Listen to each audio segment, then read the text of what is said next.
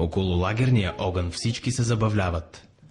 Единствено Тошко страда за бащиното огнище и майчината фурна.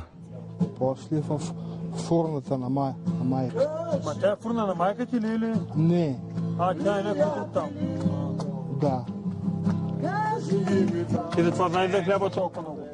Мек ли е хлябата, ма? Хубав ли е? Хубаво, да. Така. Липсва ли ти майка ти?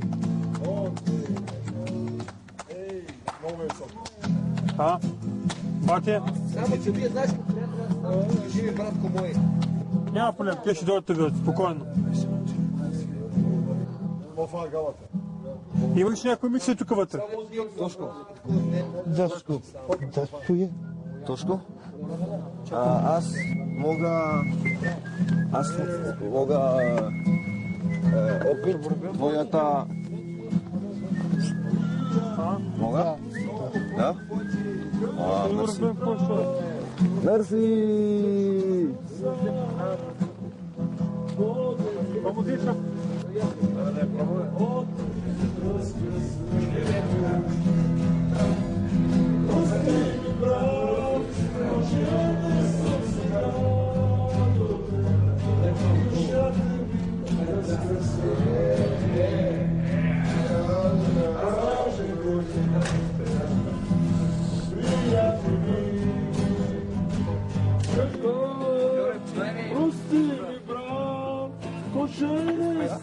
Да.